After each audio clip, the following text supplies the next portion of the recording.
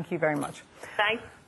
Okay, well, 30 years ago this week, China embarked with camera I am on an ambitious and controversial plan to control its population by introducing the one-child policy.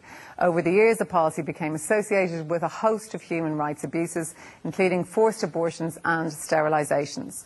Enforcement may not be as harsh as it was in the past, but the policy has resulted in other serious consequences. Chinese families' preferences for boys means the country now faces a chronic shortage of women. It's thought that by 2020, 24 million men won't be able to find a wife. Margaret Ward reports now from Guizhou province in southern China, where the gender imbalance is one of the worst in China and the world.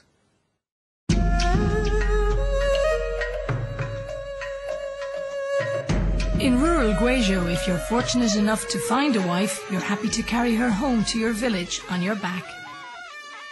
The 8th day of the 8th lunar month is a lucky day to get married, and Li Tianjin is considered a lucky man.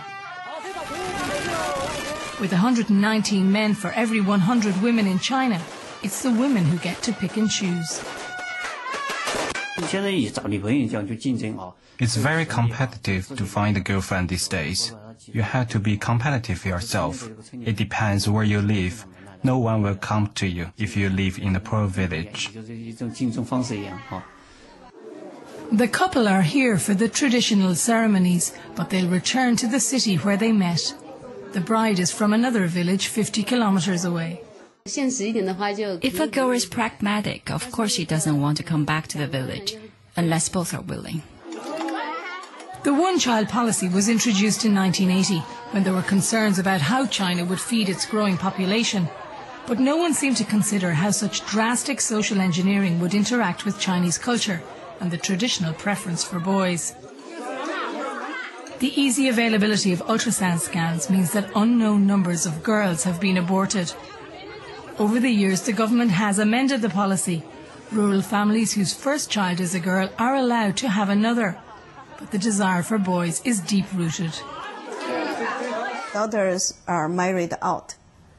Sons are within the family. So I think this is one very important reason. But there's another reason is for the labor force.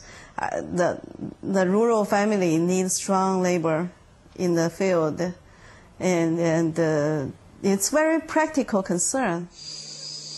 But now the gender imbalance in some parts of rural China is so severe that there are 130 men for every 100 women. Researchers estimate that in 10 years' time, 24 million men won't be able to find a wife. Villages like Paifang are called bachelor villages. Tsai Heping is 45 and single, as is his neighbour Dong Xiaoguo. There are 280 single men living here. Of course, I would like to marry and have a family. I like this village to have life. We are so far away and so poor. The young people have all left. Dong Xiaoguo lives in this old farmhouse with his father and younger brother, who's also single. He's building a new house in the hope that will help him attract a wife. Then he's going to go to the city to try and find work.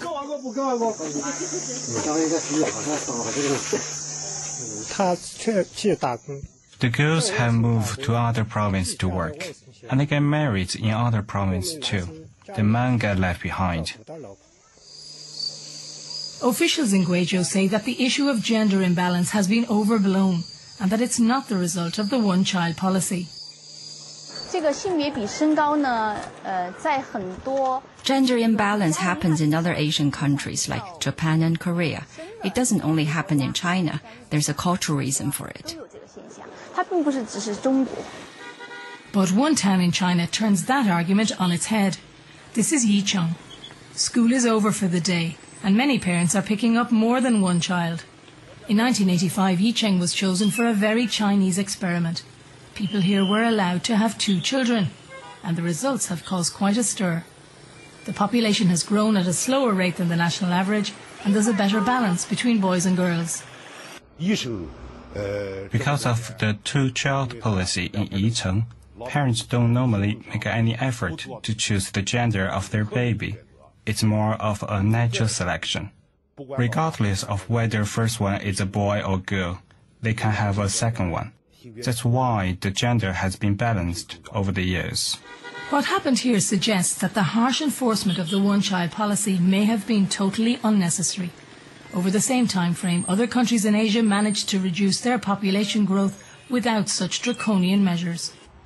The government says that without the one-child policy, there'd be an extra 400 million people for China and the world to feed.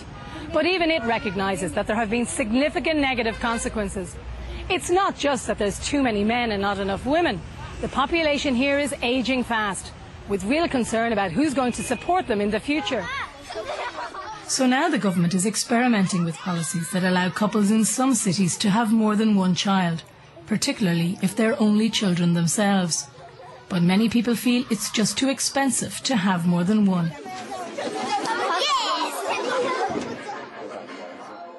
Wang Wubin and Wan Rei are getting married soon. It's the Chinese custom to get your photos taken in advance. Wang says he would have liked a sibling and his parents would have liked another child. But breaking the rules would have endangered their jobs, so he grew up alone.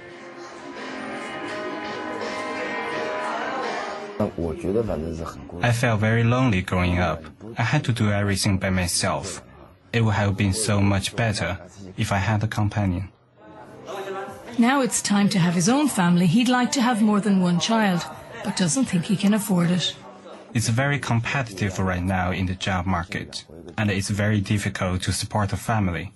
So from a pragmatic point of view, having one is better. Wan did have a sibling.